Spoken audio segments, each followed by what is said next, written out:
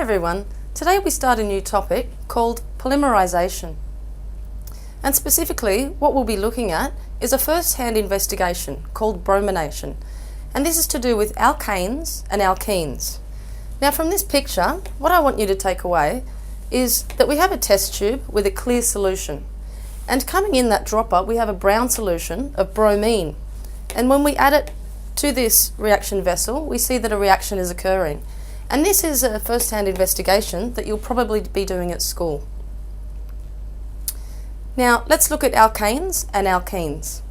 Alkanes and alkenes have similar physical properties, such as their melting points and boiling points, also their physical state at room temperature. So if we look at these two compounds, ethane and ethene, they're both liquids at room temperature. They're also, both of them are non-polar and insoluble in water. On the other hand, alkanes and alkenes differ in their chemical properties. Now this is mainly due to the existence of the carbon-carbon double bond. This makes alkenes more reactive. And alkanes are saturated molecules, which means they don't have a double bond, they don't have any multiple bonds, so you cannot add any molecules here because you can't break a single bond. So from this reaction, what we have to start with is ethane reacting with bromine to produce bromoethane. So alkanes don't readily undergo chemical reactions with halogens, and they require energy input such as UV light for this reaction to occur. And this, with an alkane, is called a substitution reaction. Alkenes, on the other hand, because they do have a double bond and they're more reactive, this double bond makes them more reactive because they're unsaturated. You can break this bond with these molecules. And the concentration of negative charge around the double bond is quite high, which makes them very reactive with oxidizers. So they will react spontaneously with halogens, such as in this diagram, where we start with ethene and bromine, and spontaneously it will create 1,2-dibromoethane. So the double bond will open up, the bromide ions will be incorporated, and this is a spontaneous addition reaction. And if you recall, we're adding bromines, so it's called an addition reaction. So now we look at identifying alkanes and alkenes in the laboratory, and you'll probably be doing this at school. So our reaction conditions are, we have an alkane and an alkene, and this reaction is in the absence of light, and what we're doing is adding bromine water. So that's why the colour of this liquid is brown, specifically because bromine water is brown. So with the alkane, when we add the brown liquid to the alkane, this solution remains brown. Now because there's no light, there's no reaction happening here. The reason that it goes brown is just because bromine water is brown. So it's turning the clear solution brown. With an alkene, however, when you add the bromine water, for a moment it'll turn brown, but once you shake it, that brown colour disappears, which means that a reaction has occurred. Okay? So the alkene undergoes an addition reaction to go clear, back to clear again. Now what you'll be using in school laboratories generally will be cyclohexane and cyclohexene, both of which of course are an alkane and an alkene. Now let's look at their structures. So we have cyclohexane over here and cyclohexene over here. Now the word cyclo is used to describe the fact that it has a ring structure.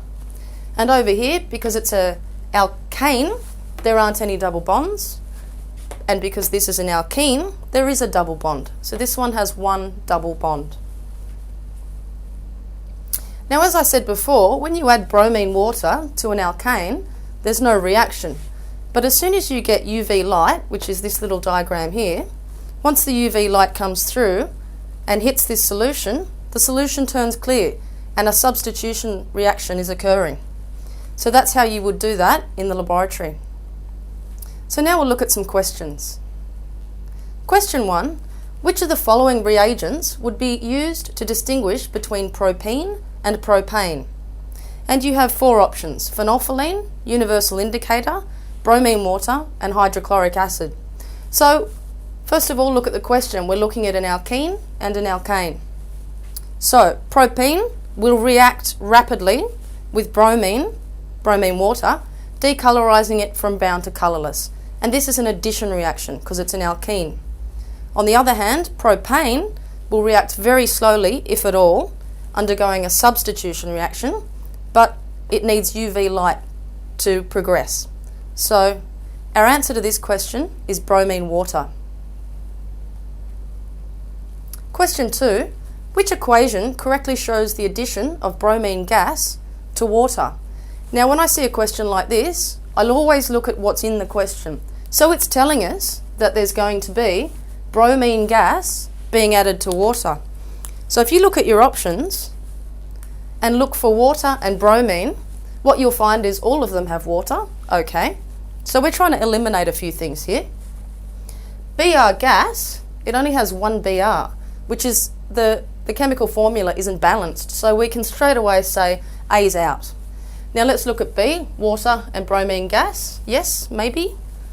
Water and bromine gas. Yes, maybe. Then we look at D, water and 2Br liquid.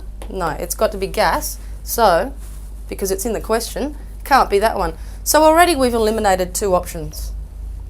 Now bromine gas dissolves in water and it ionizes to bromine water, which has the chemical formula BrOH. It also produces a hydrogen ion and bromide. So you're going to get a hydrogen ion and a bromide ion. So let's look at our answers. Yes, yes, yes, no. So therefore, our answer is going to be part B. And that's what happens when we add bromine gas to water. So question 3, ethane gas is bubbled through bromine water in a test tube. Which alternative most correctly predicts the products of this reaction? A, 1-bromoethane, 1,2-dibromoethane, bromoethane and water, or ethane and HBr? Well, as ethane, as shown here, is bubbled through bromine water with the formula there, HOBr, a substitution reaction occurs. Remembering that it's an alkane, so it's going to be a substitution reaction, and it takes place slowly in the presence of UV light. So this is going to be our product here, bromoethane.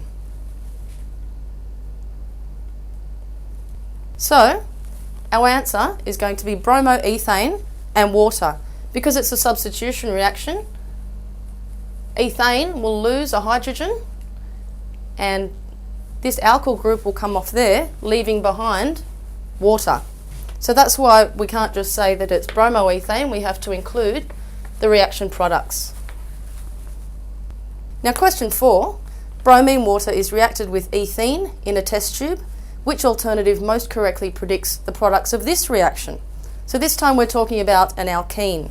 So think addition reactions. So addition reaction between bromine water and ethene with the reaction written here, going to bromoethane. So our answer there is going to be 1. Remember we have to label where the halogens are. 1, 2, will be 1-bromoethane.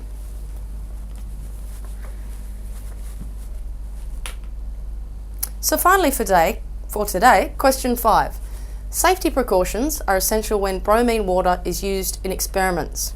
So gloves, protective clothing, and goggles must be worn. Only small amounts of chemicals should be used, and the reaction must be carried out in a fume cupboard. Okay, so there are the things that we need to consider when we go on to the question.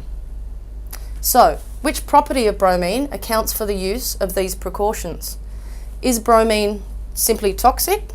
Is it a skin and eye irritant? Is it corrosive? Or is it all of the above? So, gloves and protective clothing are worn to prevent toxic bromine being absorbed through the skin. And protective clothing is generally laboratory or lab coats.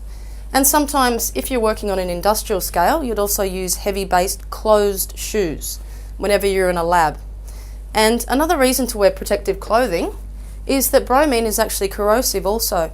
So we need to protect our clothes when we're in the lab, otherwise you end up with clothes full of holes, which I've got many of at home. And also goggles have to be worn to protect the eyes from splashes, as bromine is an eye irritant. And a fume cupboard is used to prevent toxic bromine being inhaled. So our answer to that is all of the above. Now that wraps up today's discussion on polymerization. We mainly focused on alkanes and alkenes and how we identify them in the laboratory.